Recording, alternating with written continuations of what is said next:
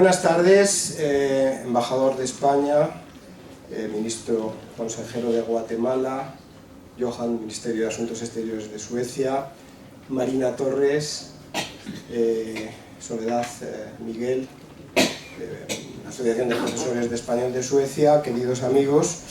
Hoy es un día muy especial porque no siempre tenemos a grandes figuras de nuestra cultura.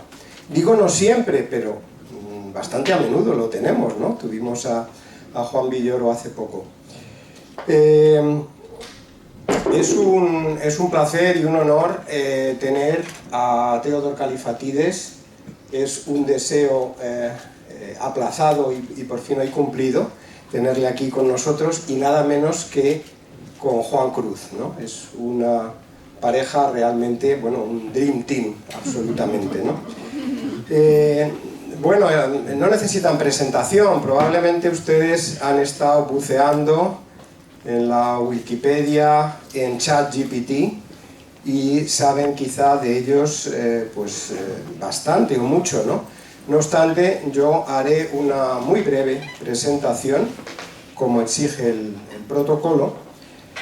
Kallifatides nació en Grecia. He was born, as you know, in Moloi, in Grecia, some years ago. Él emigró. He came to Sweden in 1964. He studied philosophy, and soon he became teacher in the University of Stockholm, and early soon he became a teacher in that university. Well, he has been also very much involved in literary work, in editorial. He was the director of the review Bonniers.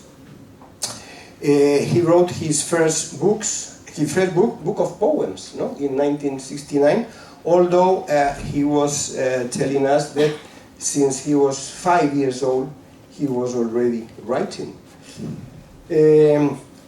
He has published more than 40 books of fiction, essay, poetry, and the very last, or very latest, this very year, is Una mujer a quien amar, in Spanish, a woman to love, that, well, it will be launched in Spain pretty soon. Yeah, next week. Next week in Spain, no? He has been translated to more than 20 languages, and he is a translator himself. He has translated, well, Bergman or Strindberg or some of the most important Swedish authors. And he's one of the most beloved writers of Scandinavian literature. I have checked that when people knew that he would come to Instituto. Well, always everybody was smiling and was having a face that showing that, no, that he's really a beloved person. In Sweden and also in Spain, I have to say in Spain, he got the Premio Cálamo in 2019 for the novel Otra vida para vivir, and he got also the medal, or golden medal, medalla de oro del Círculo de Bellas Artes in 2023. And I have to say that this love of Spanish people to him is mutual. Actually, he has learned Spanish reading Spanish writers, and I don't know, we were thinking, well, maybe he would be more comfortable in English, but I'm not that sure, no? I mean, because he speaks very well Spanish. I'm sure. And, but I hope not many people follows his example in this case, because otherwise Cervantes wouldn't have nothing to do. If you write on your own reading books, you have to read it in Spanish, but not taking that advantage as him, because otherwise our teachers will be jobless. Then he has come all the way from Spain for this very occasion. Juan Cruz. Juan Cruz, for those from Spain, well, he's already a legend in Spain as a cultural journalist and as a writer himself. The point is that Juan is so beloved also and so well known as a journalist that I think, maybe Ambassador you agree with me, that people don't know that he's a great writer also. So he has published a lot of books, more than 30, as books, and we have several of them. Well, you have here. We have several of them in the library. So I hope you after this can borrow from Teresa and to read directly Juan Cruz. He's from Canary Island, from Tenerife, from Puerto de la Cruz. Many Swedish people discovered Puerto de la Cruz when he was a kid.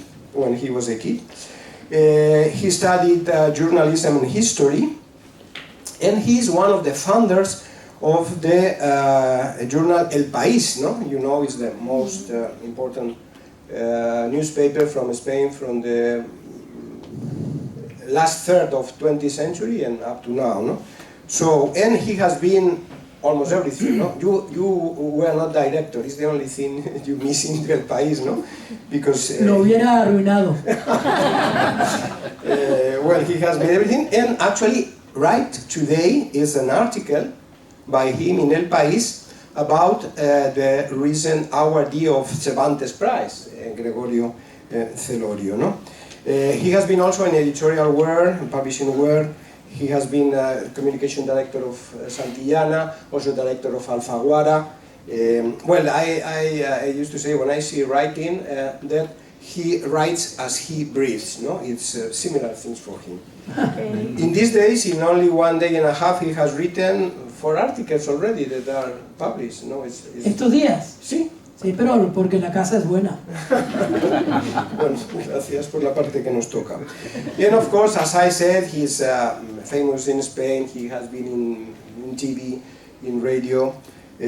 So it's great. And also, as Kallifatides, he has published a book this very year. So, in spite of their look, they are really young boys writing all the time and having books this very year. No? Secreto y Pasión de la Literatura is his most recent work.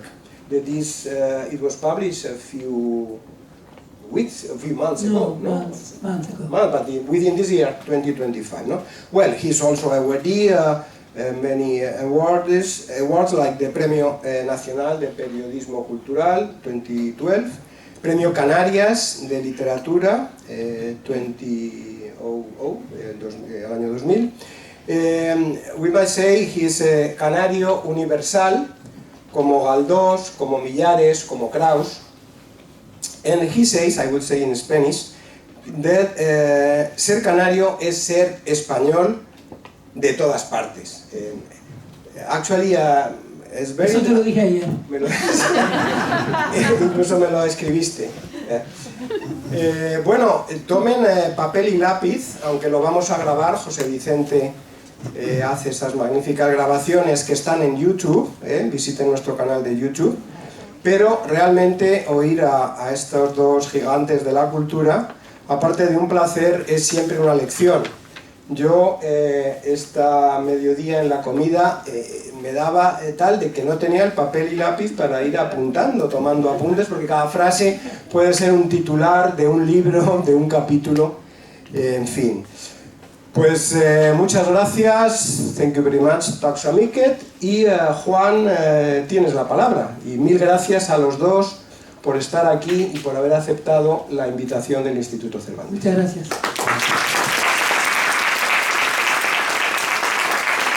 ¿Cómo estás? ¿Cómo te encuentras? Nervioso. ¿Por qué? Si todos son todos amigos.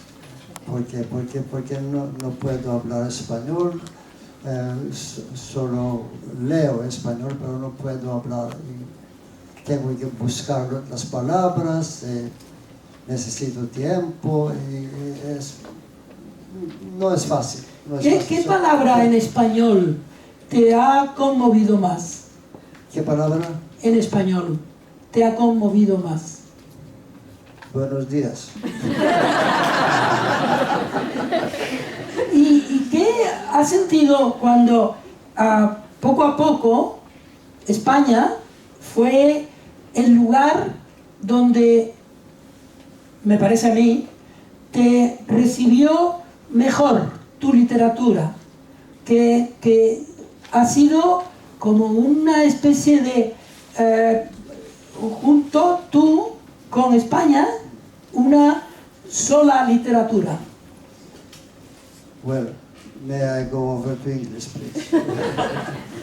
Because this question is not so easy. Well, the truth is that the real luck for a writer is to find the right editor. It may seem simple. There are thousands of editors all over Europe, and I have been in many of them, in France, in Germany, in England, the States, and lastly in Spain. And there was the editor of my life. Somebody who could understand my books, who could love my books, and worked for them.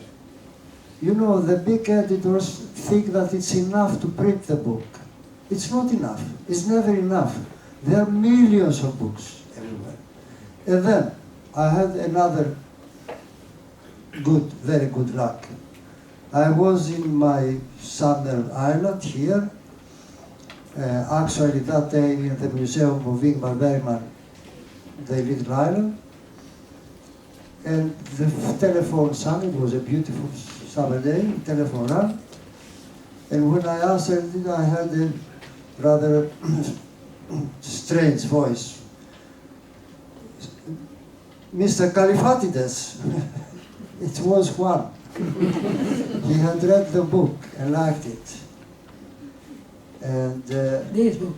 yeah, he had read the first book. This is my little house on my island. And I don't know what happened, but exactly, but I have an idea about it. The voice, the tone of the voice was somehow charming. Mm-hmm. We became friends without even have seen one the other. And here's the second part of my success, so to say, in Spain, because he wrote a lot, and he gave my book to important people, so that Mario Vargas Llosa wrote a fine, nice article. Aramburu, who is a great writer, wrote a nice article, and so it was made. This is what is the unique in my life. Not the success. Success I had here too, but this interest and this goodness towards unknown colleagues. I mean, why Aramburu should sit down and write? Or Mario Vargas Llosa. Why? But he did it. Nobody in Sweden would ever do that. Nobody. Not me either. So that's and a second thing is, of course, that maybe it's that after all the experiences I write about are experiences common to all Spaniards. It is the civil war, the religion, the unhappy love, the jealousy and everything. I mean, I'm a part of the South world. I don't write like general European, I write like a Greek. And of course, after all, the civilizations are not so different as we might think. And well, if I have any success, it's not because the books are good. The books are what they are, but because I had the luck to find the people that like them and work for them. Me gustaría conocer a esa persona, a este que tú dices que te ayudó a sacar tu libro a tanta gente. Me gustaría conocerlo, pero no lo conozco. Lo que sí conozco es la bondad de este libro, que fue para España también un instrumento extraordinario de alegría, porque tú no solo hablas de tu país y de su lengua, sino de lo que estaba ocurriendo en tu país y en tu lengua, al tiempo que en España nosotros vivíamos también una historia triste que tú nos trajiste para que nosotros la conociéramos mejor. La propia historia de España. Tu libro es un regalo intelectual para la gente de no solo de nuestra generación, sino de las generaciones que nacieron después que nosotros. Me gustaría saber cómo nació este libro. ¿Cómo nació? ¿Cómo fuiste tú haciendo que lo que era tu vida terminara teniendo también tu lenguaje de niño? Well, it's a very long story. Yeah. It was a very long interview. But before I go into that story, I must add something which I forgot to do. One part of the success is that the translators, they have been working with my books. From the very first one, this one, which is Selma Atsira, and she translated from Greek, not from Spanish. And it was a book that she had found out. I mean, nobody gave it to her. Nobody said to her, this is a good book. But she was in Greece talking with some friend, and she said, well, you should read this book. And she read that book, and she loved it, so she decided to translate it. And she translated beautifully. And since then, all the other translators I have in Catalan and in Castellan, they are wonderful. They are absolutely wonderful. They are capable, they understand the books, they are very hard workers, they call me, they ask questions, and it is part of the success. Now, about this, I was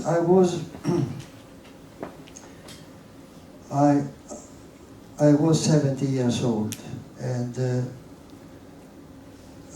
I wanted to go back to my country, but I knew that it would not be easy. So I asked my wife to take a trip to Greece, and we went back to Greece, and the first days were nice, but something was lacking, something was missing. And I understood finally what it was missing.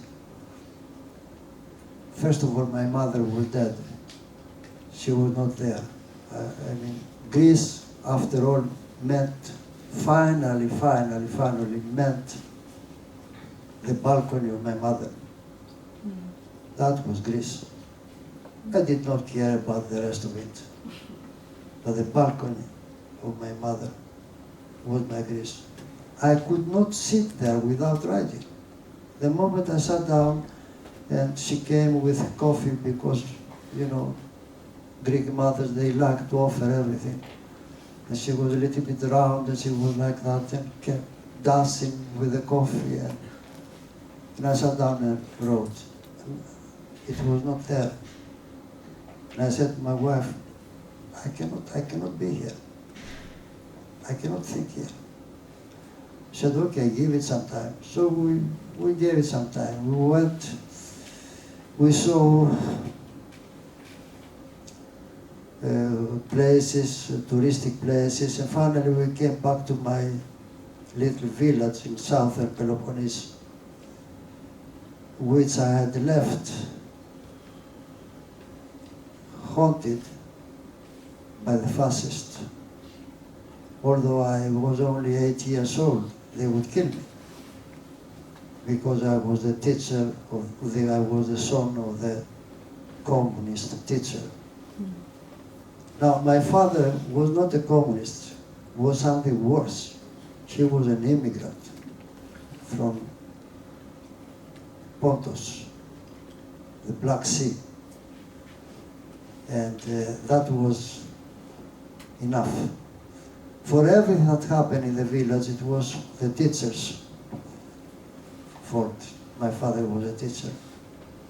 And the first one to be reported as communist to the German occupants, 1941, was my father, the teacher of the village. So I would be killed. So my grandfather took me by the hand and said, well, we go to Athens. And it was a very difficult trip because there were only 3 passengers. My grandfather, I, and a goat. And anyway, all this I had in my mind when I came back to Greece. And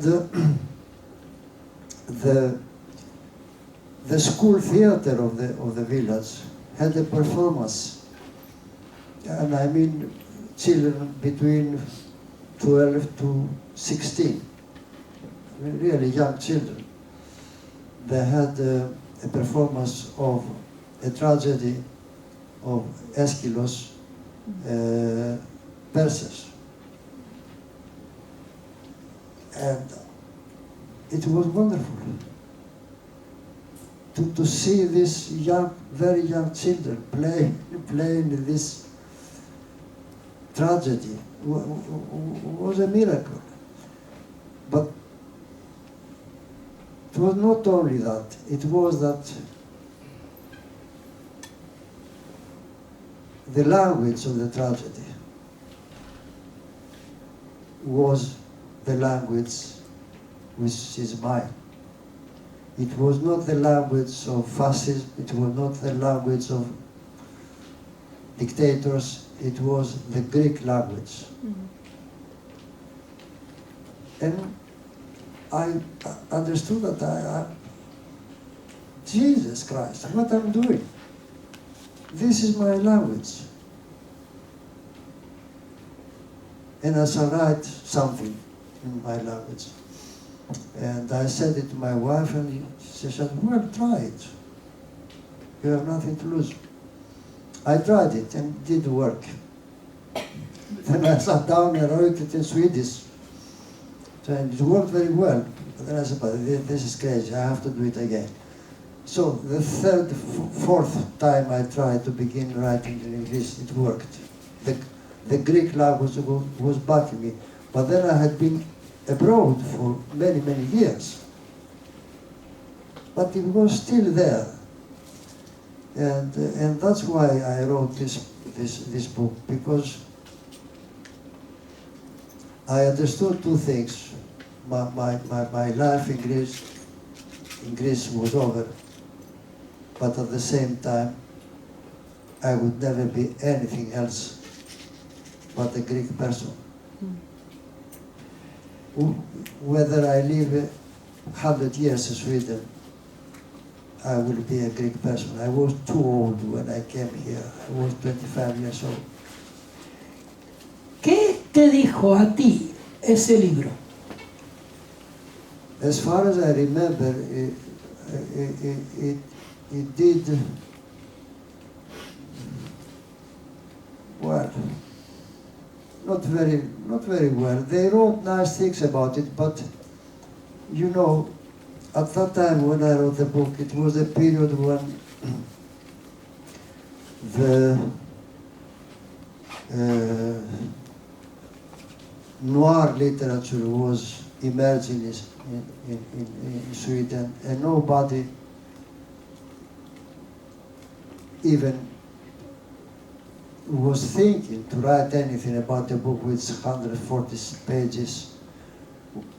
They wrote about the trilogies of violence and the pentalogies of this and that, and well, they said things like, "Oh, it's a nice little book, but well, you can read it. But if you don't, that's not really, you don't lose any, you know, that kind of."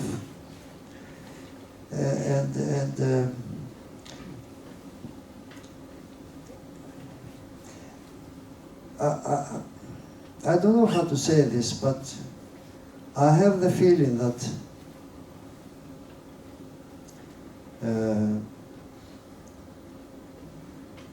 sometimes there is a tendency in Sweden that they go all at the same time, the same direction. And if you like novels of violence, then everybody will like it. And if you like novels of love, then everybody will like it. It's very tiresome, to put it this way. But and on the other hand, I have also to understand that after all, I am a foreigner. And Sweden has given me all the chances I needed. I mean, you know how I came to the university? I will tell you the story because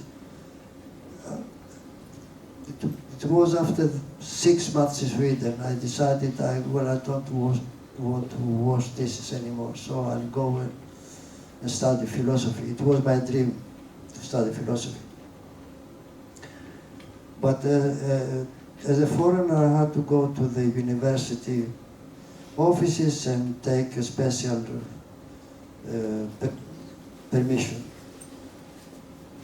So I went there, and there was a woman, and she asked me if I speak Swedish, and I said no, but I speak Greek. Ah, good, that's enough. And I started at the university. It was that kind of Sweden at that time. It's not any longer. It's not any longer. On the other hand, she cannot be disappointed with me, because I finished my first degree in 3 terms, and within 3 years I was teaching at the same university. So I was working, I was paying back. Yeah.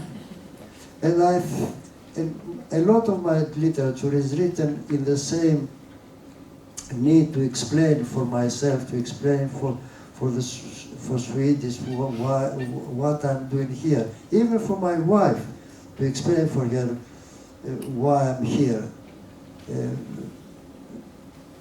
Because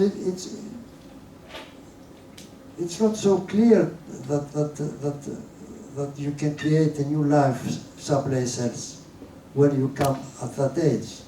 And most people don't either. It takes generations. But I was lucky. I was lucky. And people helped me. Except the critics. But the critics are what they are.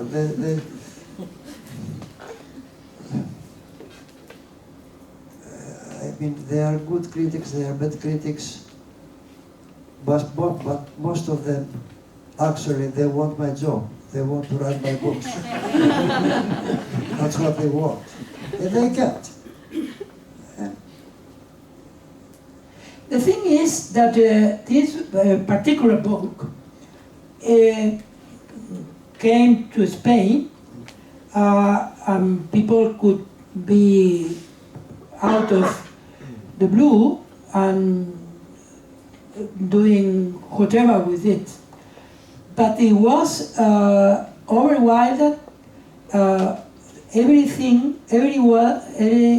Every reader was your reader in Spain. Something happens in Spain that they were waiting for this kind of books, because it's not only about Greek or your language, etc. It's about our people too, our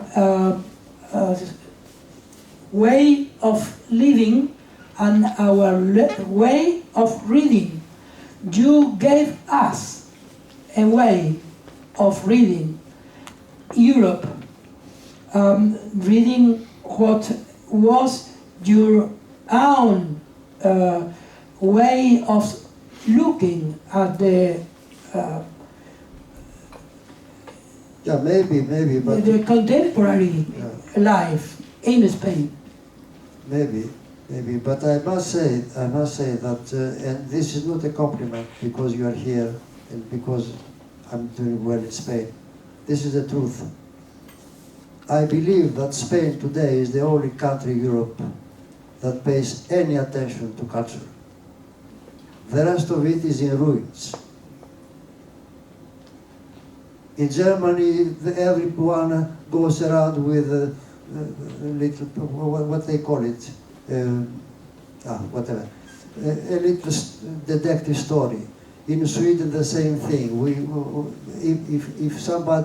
If you go around, the only things they are in the bookshops, and there are books, there are detective stories. But Spain is different. I mean, let me tell you one thing. In Sweden today, there are only two places where you can learn classic Greek.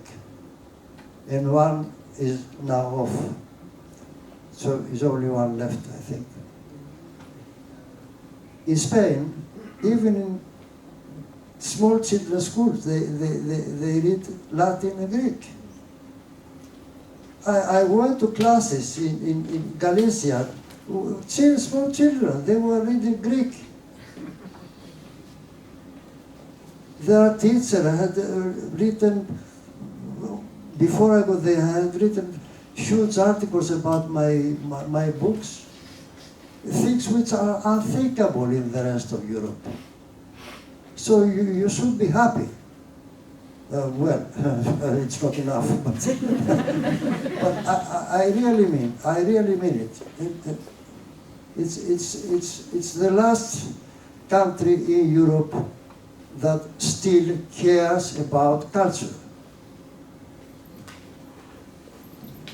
And you should try to keep that position. Don't go into the rest of Europe ways and thinking. But, well, I don't know if Mr. Sanchez or anybody else is listening to me, but I hope they do. Lo último que has publicado es Una mujer a quien amar. Este libro dialoga con este. En realidad, todos tus libros dialogan con este. Cuéntanos cómo nace Una mujer a quien amar y por qué de nuevo aquí regresa el espíritu de este libro que primero aparece en España. You are right.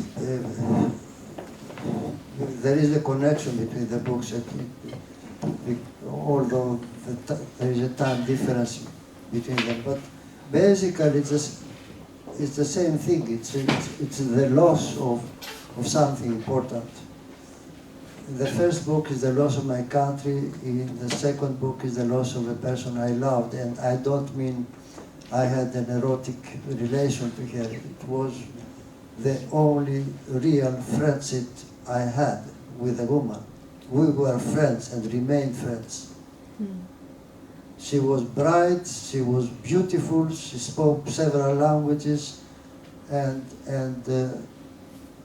it was great to be with her. And she was with me and when she was married, and I saw her belly growing and touched her belly, and she was with my wife and I saw both bellies and I touched two bellies at the same time. And then all of a sudden she's sick and dying. What you do? If you are a writer, you write a book. Okay.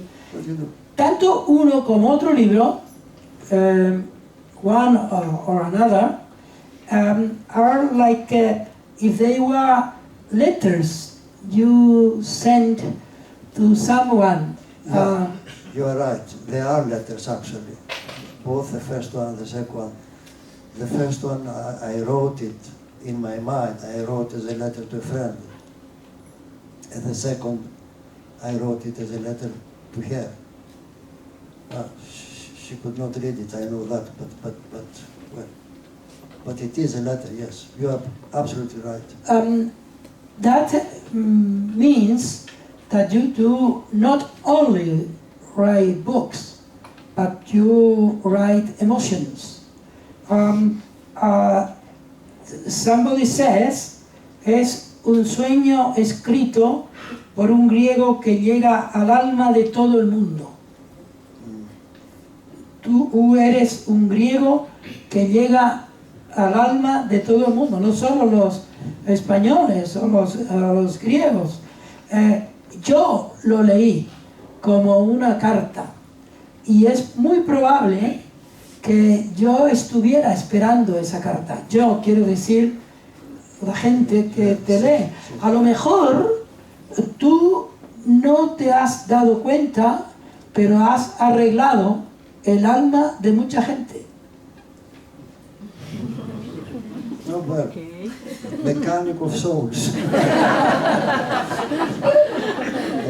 Thank you very much. But as a writer, it's very difficult, of course, to say anything decisive because the first thing I wrote of my life, it was based on experience. Do you have time to listen? I was 5 years old. My village was occupied by the Germans. In the village we had something which all villages had. The crazy man. Who was not crazy, he was a little bit out of things. And he had done something, or accused to have done something, and the Germans decided to execute him. But it was not enough. They would state also an example, so the whole village would be present in the execution. At that time, my father was in prison, my older brothers were away, we did not know where. I was home with my mother, I was 5 years old, she was 29, very beautiful woman.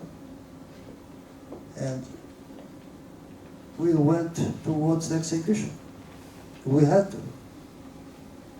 And Compulsory? Compulsory? Yeah. It was... Yeah. And they had the men in front of the church, the wall of the church, rather. And the rest of the village was mostly women, I must say. The men were either in prison or in work outside of the village and so on. But women were there, most of them, and children. And they shot the man and he fell forwards. And the moment he fell forwards, his eyes met mine. I have never put words in what I felt because I don't know. What I do know is what happened. When we came home, I went to the desk of my father and I started writing something. Now, I could write and read since the age of 4 because I had, my father was a teacher, I had also 2 older brothers who when they did not use me as a football, como pelota, they taught me Greek. So, and write. So I could write. So I wrote something. I don't know what. I wrote something. And I kept it, and when my father came from prison months later, I gave it to him. He read it, he tapped my head, he said nothing. But just that. He put it in his pocket here. That was that. It was never commented again. But he kept it there until he died. And we buried him with this thing. Well, he had changed clothes, of course, but that was there. And this is what I try to achieve when I write. To be true to the situation. Not to make it worse, not to make it better, not to make it frightening, not to make it what it is. To write about how things are, it is very difficult. Because we all like to write about things on and how they are not. We write wishes, we write this, we write that, but know how things are. And this is what I'm trying to do with when I write. Of course, it changes on the way, but basically, I compare myself with other writers. I see the difference. It's not better or worse, but it is a difference. I don't write words. I write feelings. That's what I want to do. It is because of that experience, that first experience. Is that boy there still? If that boy with you still? Well, no, I'm too old now, and I feel that the whatever was the force that made me write for more than 60 years, it's not there any longer. I know maybe people want to trust me, say you never know, and it's. Oh yes, it is. It ends. It ends. But of course, the last book I wrote I had 82 years old. Now I'm 87, and I still have written in between two small stories and short stories and lectures and so on. I'm still working, but this, if you excuse me, I can call it the source, the fountain. If the fountain is silent, it's not there. And I cannot write without it, and I don't want to write without it. There's no sense. One more or less bad book is the last thing that the world needs today. So what we need is quite different. Peace. I wish that to hear every day a politician in Sweden, in Spain, in Berlin, to say the word peace. They don't. They go around it as if it is a snake.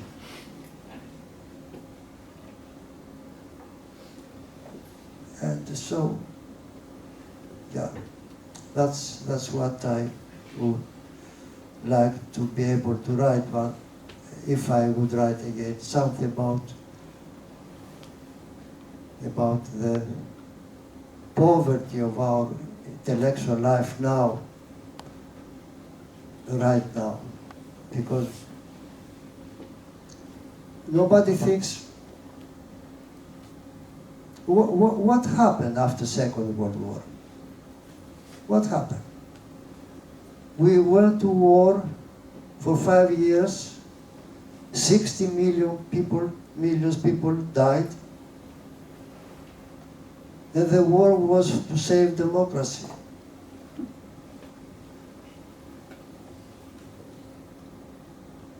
What was the democracy? Half of Europe was under Stalin, the rest of it under England and America.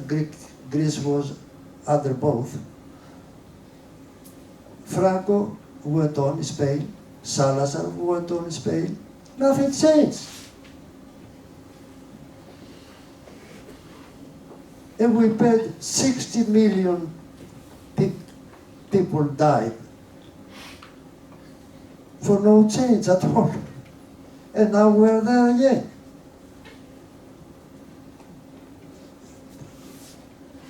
Y ahora, now, Europe, United States, Russia, all the melting pot of the world, where is heading?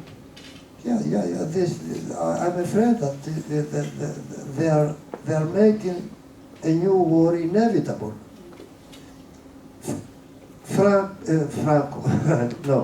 Chekhov wrote in one of his plays that if you have a gun on the wall in the first act, then in the third act this gun must shoot. This is what we are doing now. We have the guns all over the place. Well, they will shoot. Will be tomorrow? I don't know. But this is our problem today. This is and the restore of what I like to call the cultural values. I mean, usual things like the respect of old people, the respect to the teacher, the respect to your neighbors. Somehow learn again to behave, because I see that I think that we have forgotten it. Maybe now that little boy who were you at 6 years old is still there, is now there in Africa, in America, in Palestine. That's right. I don't know, it may be we are in the beginning for another war without notice. Yeah, or maybe it's a notice now. I don't know how many wars are going on right now. There are several wars.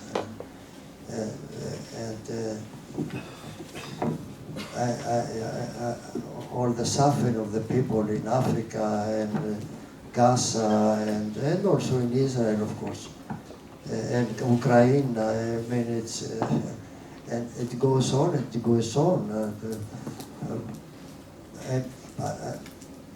Everybody thought, for example, about Ukraine that the war would end in 2 weeks, but the war is now going on, and no one is seeing any end to it. And I don't know, but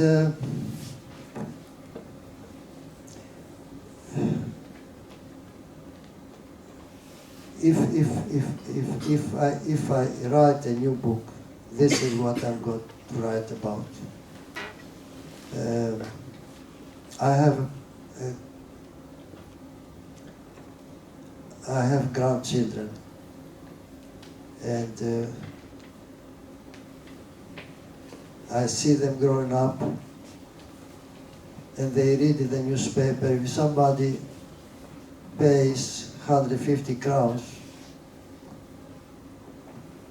they can give him a child to rape. Did you see it? No. You can pay 150 crowns today to somebody, and he will come with a child, with my grandchild, to be raped. Yeah? Yeah. I don't know if it is true, but it is in the newspaper. And if we are on this point, how can we talk about anything else? If the world has come to this kind of barbarity, how can we talk of anything else? This is what we have to talk every day. And Ovidius, who is the first intellectual who paid for his poems, because he wrote these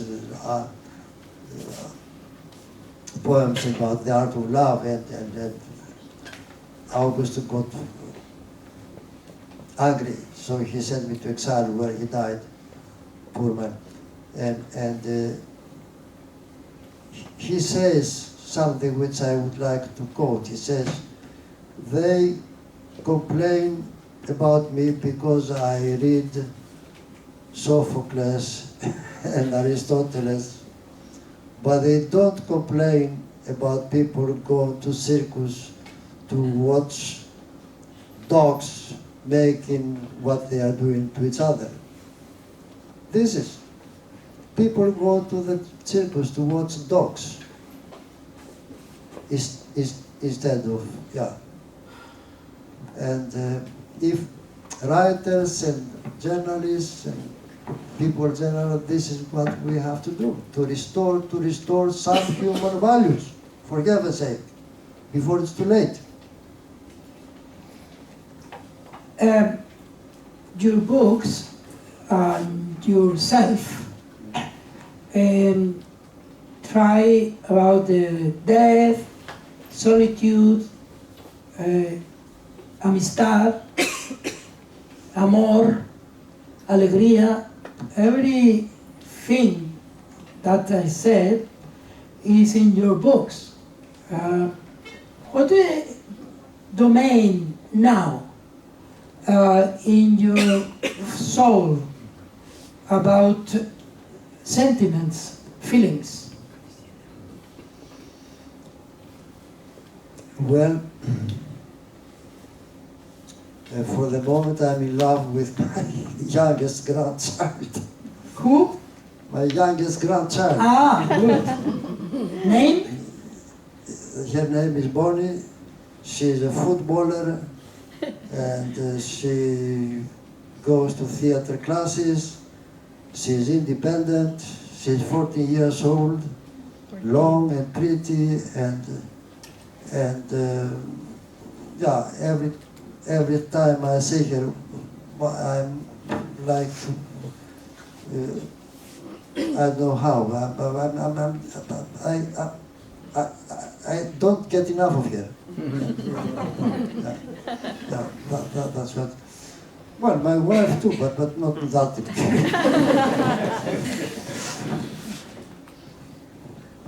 How you see today your own writing after so many years of writing?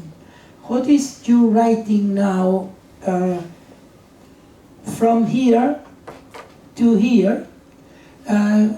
What is your way of thinking about your own writing? Well, as I said before, I'm not going to write anymore. It's I don't think I have the power. I don't think I have the inspiration.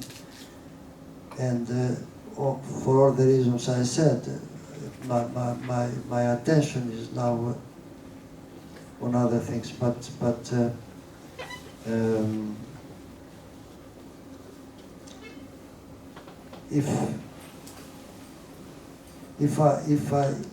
if I write something now, it would be an essay about liberty, about authority, about education. I don't think that I will ever again be in the position to write a novel. No, I don't think so. It's I don't have the power in me.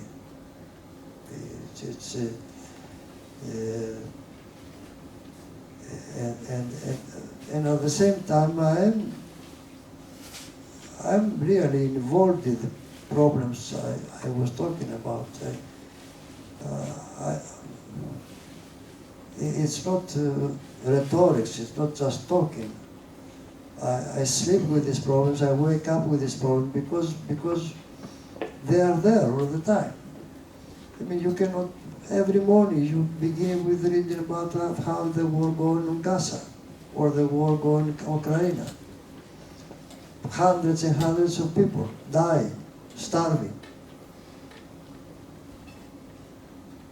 When you wrote Un nuevo país al otro lado de mi ventana, en griego, Olga te dijo, por fin has mostrado tu dolor. Yeah. She was right. ¿Qué es el dolor hoy? ¿Cómo lo interpretas? No solo como escritor, sino como ser humano. ¿Qué es hoy lo que te duele más de lo que pasa? El dolor es that, as some of you who are near my age, I had that dream that after the liberation of Nazism and after the civil war in Greece and after all these great disasters in my life, that the world would go on to a better future. And sometimes it looked good. There were some years they were good. But now I'm finding myself trying to keep my faith for a future. And it is not easy. It is not easy.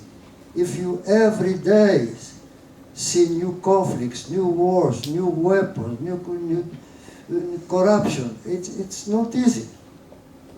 And this is my greatest dolor for the, well, probably it has been my greatest dolor for the time, but now it is, I am more conscious about it than before. Because I was working, because I was myself trying to make a better life, and in some senses I succeeded with that. But well, the world did not go to that direction. The world has gone on the other direction, and it's painful. ¿Sientes que este es un momento especialmente peligroso? Well, many. I don't know much about Africa, but I think that the wars there, they are going to go on, and not only the wars, also other things, the societies and so on. And the war between Israel and Palestine, I don't. You know, in the Bible it says, nothing will be solved until one of them is away, either bin or ben. It says in the Bible, really. I don't make it up. It says, and well, it does not look well. I cannot see how they are going to solve the problem there. Ukraine and Russia. I don't see any solution. The only solution is that Putin goes back, but is he going to do? No. And shall we go to war to make him do it? I don't know, maybe. There is a way of asking for hope today. Where hope is doubt. The only hope we can have is the one we create every day by working and trying to do something. No other way. There are no solutions come from someplace else, but we have to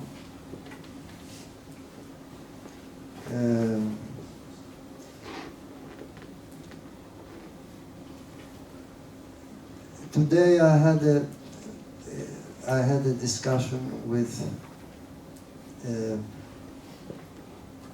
a Greek writer about Nazism, and he just had read a book about Nazism where it's a famous book about where the writer of the book explains how the Nazis succeeded in making all the German language a kind of instrument for Nazism. How clever they were, and the Nazis to succeed with that. And Nazism is only 60 years away, but we have forgotten that, of course, they had their rhetorics, but what was more important, they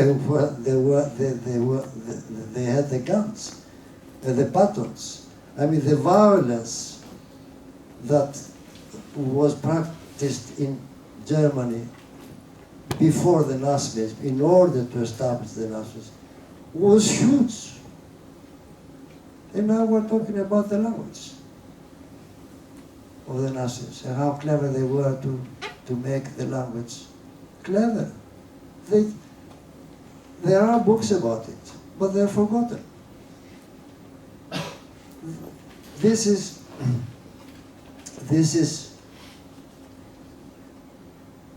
is what I call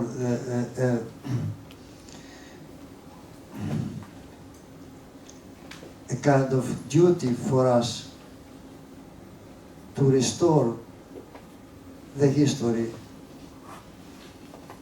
Trump rewrites the whole history. Shall we let him do that?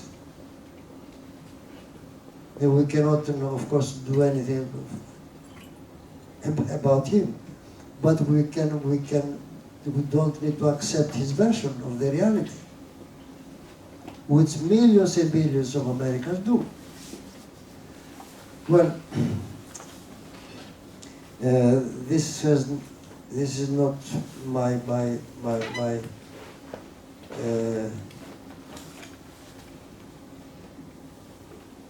this is not for me as a writer to say, because it has nothing to do with my writing, but as a human being, this is what I want to say. And finally,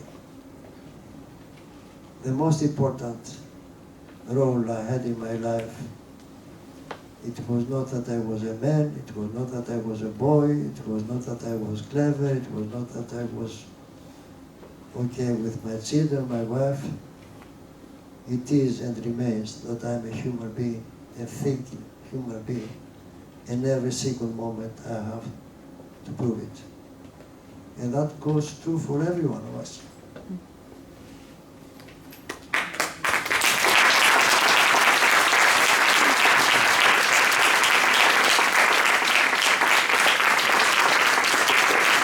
Estoy muy contento de haber llevado este encuentro y estoy seguro que ustedes lo mejorarán con algunas preguntas.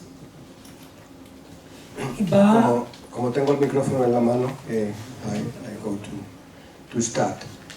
The title of this talk we call it the double belonging, no? La doble pertenencia, la doble presencia. So you told it that when you went to Greece, you found that you were not able to live in Greece anymore, but that you would be a Greek person forever, no? Yeah. So then you have the Greek identity, but then you are considered a Swedish writer, so you have the, if you allow me, a double identity at least. No? Can you talk us a little bit about that, about how to enriching your identity, that maybe was your case? Well, I cannot live in Greece now because nothing is left for me there. All my family is dead. I'm the last one of my family. My friends are dead. I never had many friends, but my two best friends in Greece are dead. My books are published in Greece, but I don't know if anyone reads them. Still, I'm a Greek. When I hear the Greek language, I'm happy.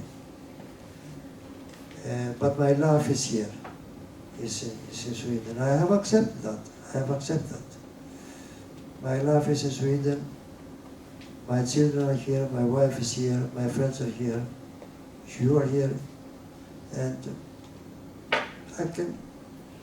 but I cannot be anything else but a Greek. I'm a Greek. Sorry. Welcome.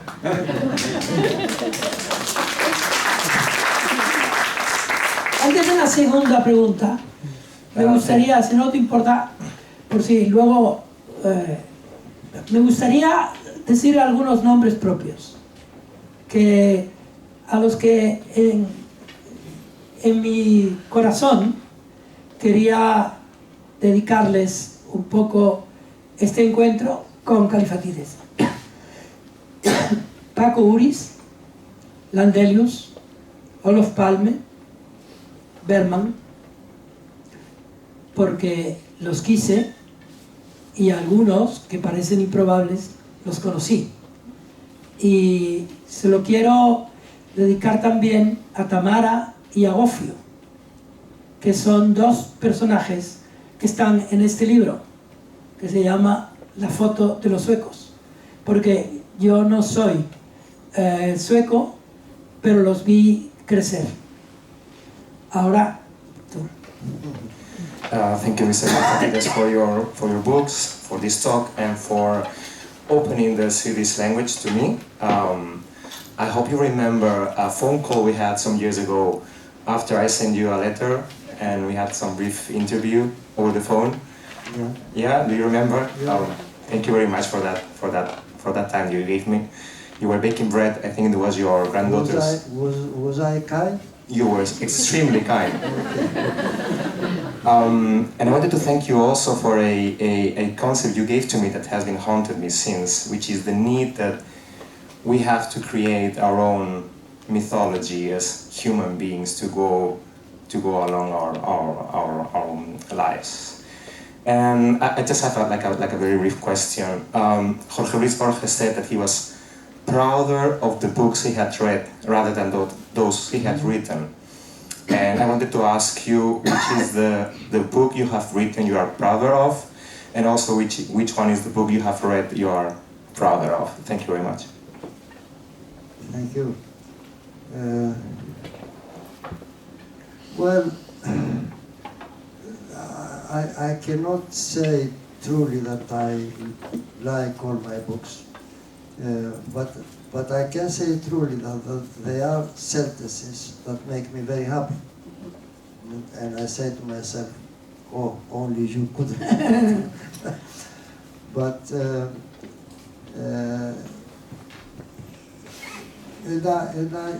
I do think that we need to have a certain idea about ourselves to meet the realities of life.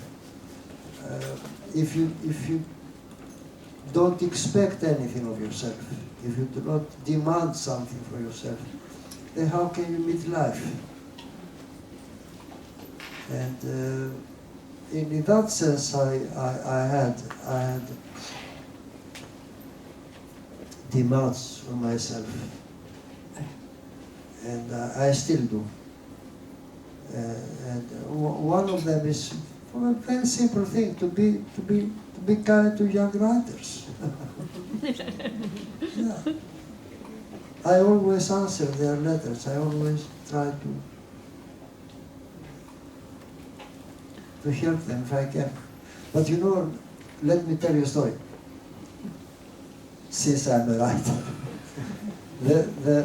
some years ago, there was a young boy came home to me with his teacher. He was from Afghanistan.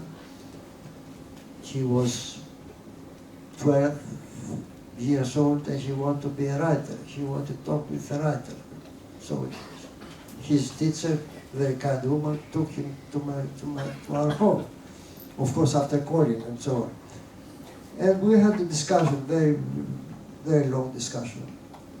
And that was that.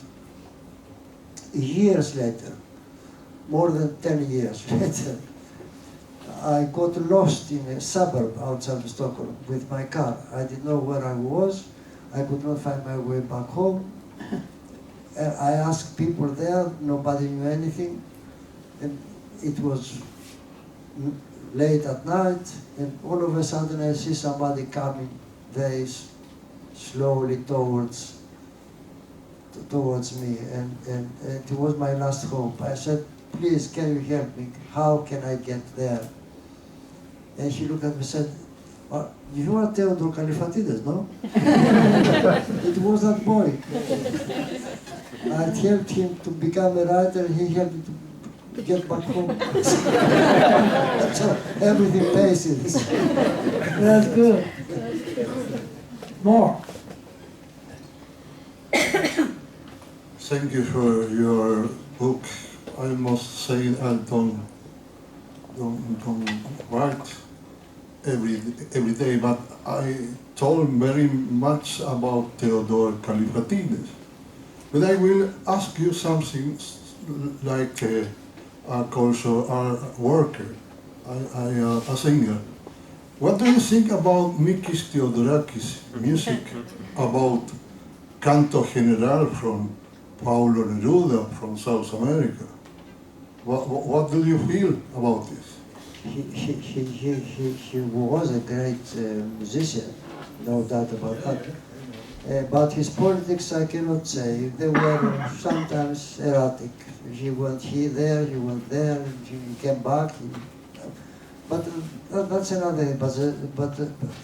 But as a musician, he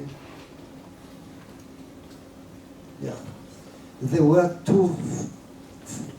two parties in Greece, Theodorakis and Hatzidakis. They were the most popular, both of them. And I can tell you that I was Theodorakis. Yeah, I think he's great. His music is great. It's and also Hatzidakis is great, but in another way. And he has done a lot of good for the music in Greece. Bueno, quedan dos preguntas por hacer. Que hay una. Do you consider your two lives, the one previously in Greece and then in Sweden, as a travel by train where you stop at every station and you stay longer in one than the other because it makes you think, it makes you feel alive? Or is life only bumps on the road? Thank you. Well, I have been through that situation, but now,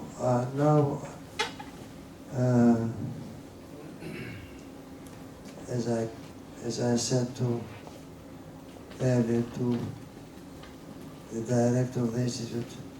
Now my life is here. I want to be in that house, go to the woods or to the sea. If somebody is there, is fine. If nobody is there, is also fine. And I don't want to travel. I don't want to play bridge. No. I want to be quiet and think or write something that may mean something to somebody, somewhere. So, no big dreams any longer. La última pregunta. Thank you for your words and your message. I would like to go back when you were 5 years old and you went back home and you started writing. You were upset. You were sad. Maybe you can share with us what was your feeling in that moment. You were maybe angry or you were frightened. You were with your mother. You were close to her and you loved her. Could you tell us something about that moment when you came back home and you wrote something? That letter went with your father. You will never see that letter again. Thank you. Yeah, thank you. Well, it's a very hard question because it is the book. I have to tell you the whole book. Yeah, this is mainly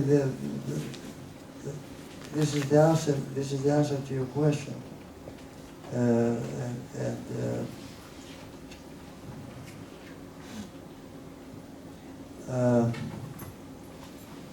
I think that there are some factors in life that we cannot change. For example, I cannot change my mother. And I was lucky. This woman, I wrote the book when we were talking about our mothers. She used to say, "Oh, your mother was an example of good mothering."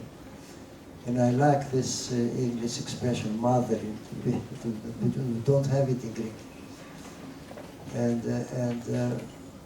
But did I do anything to get that?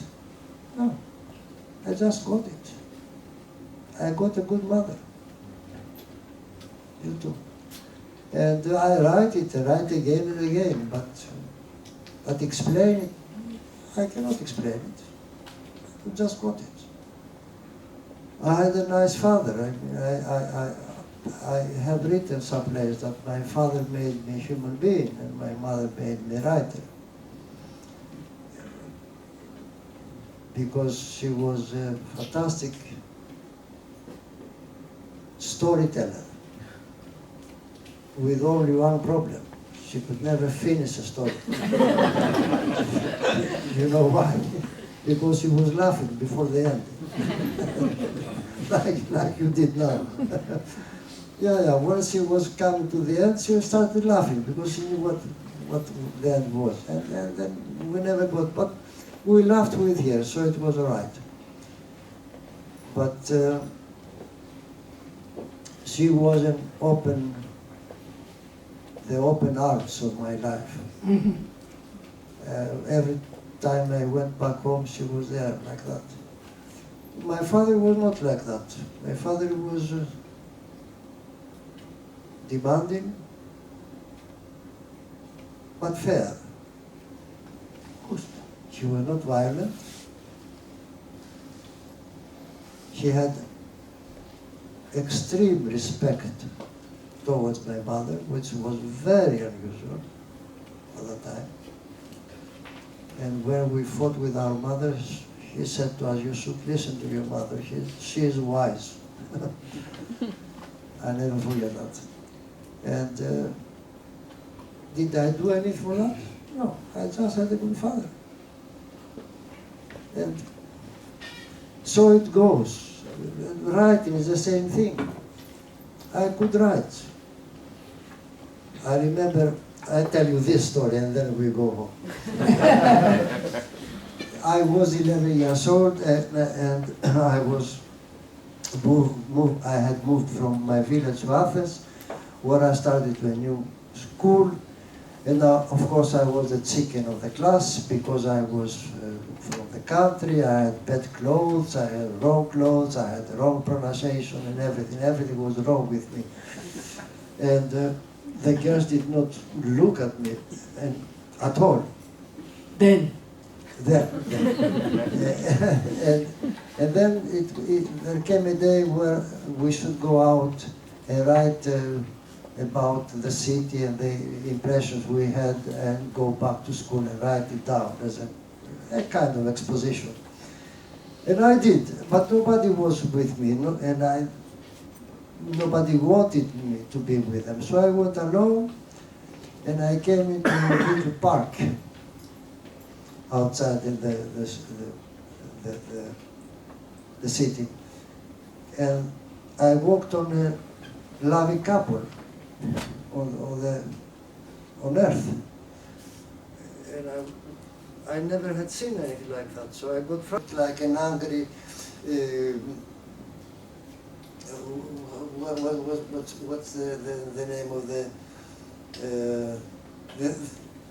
of anyway, like an angry animal, and she was shouting, and I got afraid and shaken, and I went away, vomited, and I didn't know what to do.